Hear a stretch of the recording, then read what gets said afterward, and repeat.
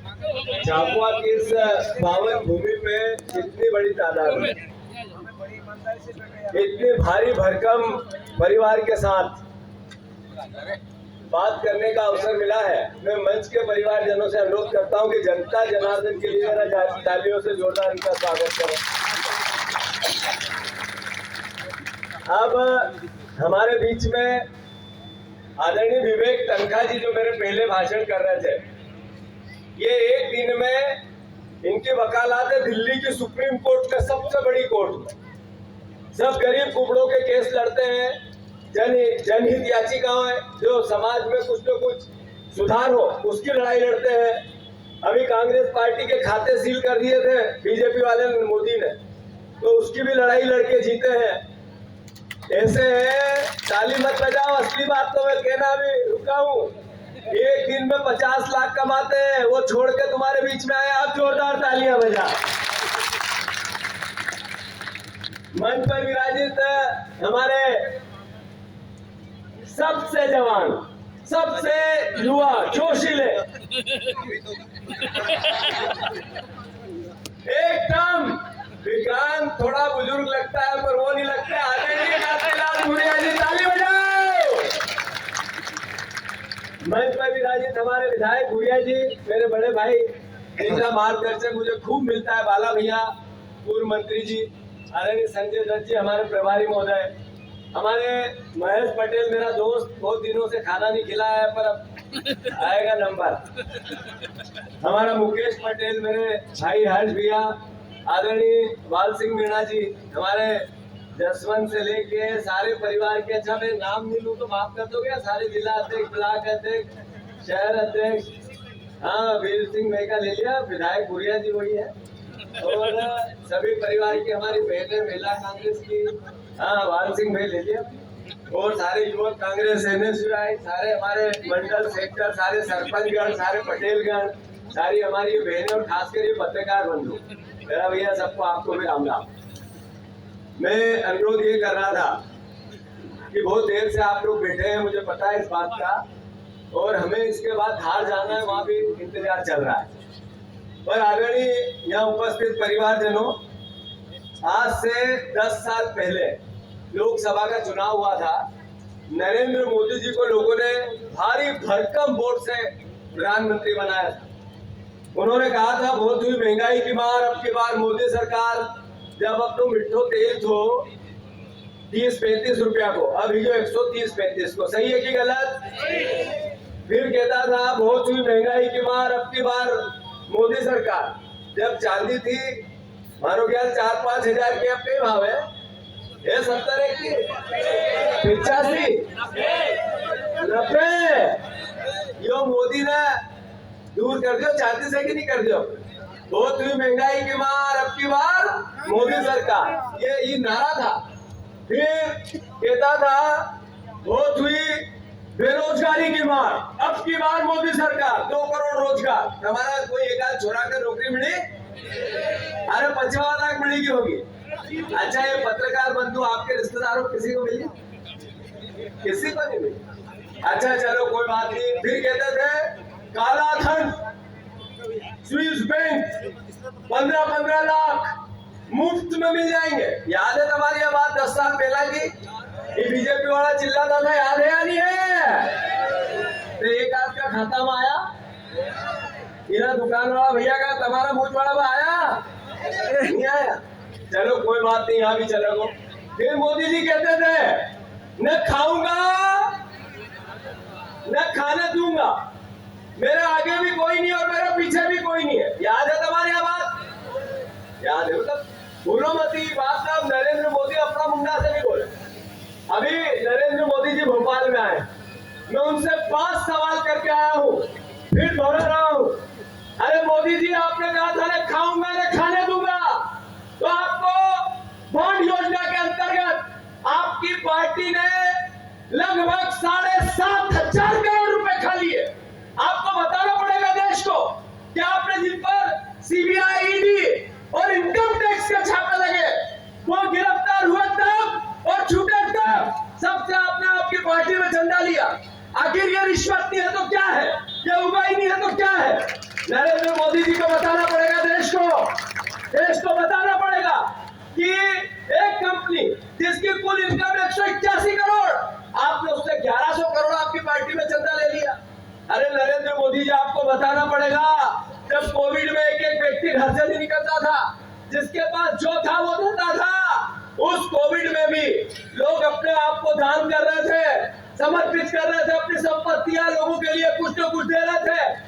तब भी नरेंद्र मोदी जी ने कोवैक्सीन के मालिक से 50 करोड़ रुपए भारतीय जनता पार्टी में डलवा लिए।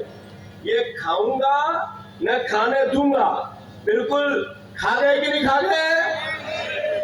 फिर नरेंद्र मोदी जी से हमने दूसरा सवाल किया, करप्शन, भ्रष्टाचार के अगेंस्ट मेरी लड़ाई है, एक भी भ्रष्टाचारी को छोड़ूंगा नहीं, सबको जेल की सलाखों के पीछे पहुंचा दूंगा, वो कोई कितना भी बड़ा आदमी क्यों नहीं हो। याद है आपको, ऐसा बोलते थे वो 141 लोग जो करप्शन के अगेंस्ट, जिन पर ईडी और सीबीआई ने छापे डाले, वो कांग्रेस पार्टी के भी थे, अन्य पार्टियों के भी थे, बीजेपी के भी थे, सब बीजेपी में है। सबको जैसे ही बीजेपी में लिया, उनका करप्शन धुल गया। मोदी जी, ये 2 आंखों से आप करप्शन से कैसे लड़ सकते हो? आपकी ऐसी कैसी तलवार जो बीजेपी के करप्ट लोगों में चलती ही नहीं है, केवल विपक्ष में चलती है। हमने उनसे सवाल किया, मध्य प्रदेश में आप आ रहे हो, आपको बताना पड़ेगा कि 265 लोकायुक्त के मुकदमे बीजेपी के नेताओं पर और अधिकारियों पर है। आपका लोकायुक्त, शिवराज सिंह चौहान का लोकायुक्त, उनने कार्रवाई की, उसमें से 50 लोगों को सरकार ने बिना मुकदमा लगाए छोड़ दिया, माफ कर दिया। क्यों? आखिर लोकायुक्त गलत था या सरकार गलत थी? ये प्रदेश को पता चलना चाहिए कि नहीं चलना चाहिए। मैं अनुरोध करना चाहता हूं नरेंद्र मोदी से कि मोदी जी, जो 200 से ज्यादा लोकायुक्त के केस आज भी हैं, वो सरकार अनुमति नहीं दे रही है, तो आपकी ईडी, आपकी सीबीआई, क्या आपकी कोई एजेंसी उस पर कार्रवाई करेगी? शिवराज सिंह चौहान पर भी लोकायुक्त का जांच चल रही है।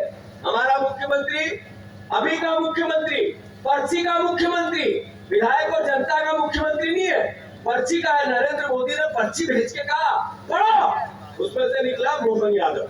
सही है कि गलत?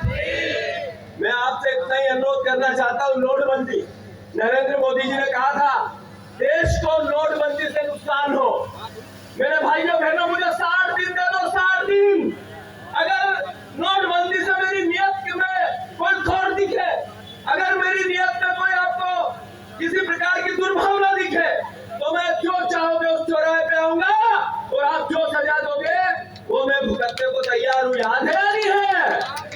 नोटबंदी में कितने लोग बेघर हो गए, नोटबंदी से कितने परिवार का जीवन यापन संकट में आ गया, कितने नोटबंदी से माता बहनों के पैसे चले गए, चांदियां बिक गई। सही है कि गलत? कौन से चौराहे पे आए नरेंद्र मोदी? एक चौराहे पे नहीं आए। मैं अनुरोध इतना ही करना चाहता हूँ, रोजगार की बात की थी, देश सबसे बड़ा बेरोजगार है। महंगाई की बात की थी, विश्व में सबसे महंगे खाने पीने के देशों में भारतवर्ष का नाम आ गया है। करप्शन की बात की थी, पाकिस्तान से ज्यादा करप्शन आज मोदी सरकार ने किया है। उन्होंने बात की थी इस देश को अलग से नया भारत, न्यू इंडिया बनाने, एक न्यू इंडिया के साथ साथ अच्छे दिन की बात करने वाले नरेंद्र मोदी आज ये देश को नहीं बता पा रहे हैं कि 58 रुपया डॉलर की कीमत थी, डॉलर की, ये 85 रुपए कैसे चली गई। नरेंद्र मोदी देश को ये नहीं बता रहे हैं कि मनमोहन सिंह जी जब प्रधानमंत्री थे, जब 55 लाख करोड़ का कर्जा था हमारे पे, भारतवर्ष पे, अब है 255 लाख करोड़ का, सबसे ज्यादा विदेशी कर्जा है, तो आज भारतवर्ष पे है। इन सवालों के जवाब नरेंद्र मोदी जी के पास नहीं है। मैं तो बस इतना ही कहना चाहता हूँ, एक तरफ है हमारे अलीराजपुर के जो बहन है, उनका पति नागर, दूसरी तरफ है कांतिलाल भूरिया। कांतिलाल भूरिया जी थे, केंद्र में मंत्री बने, देश के सबसे बड़े आदिवासी नेता हैं, सबसे बड़े आदिवासी नेता। हमारे झाबुआ रतलाम की शान है, नाम है, हमारा मुकुट है। हमारा मुकुट गिरने दोगे आप लोग? पीछे से बताओ, हमारा मुकुट गिरने दोगे क्या? आदिवासियों की पहचान, आदिवासियों की पहचान है कांतिलाल भूरिया।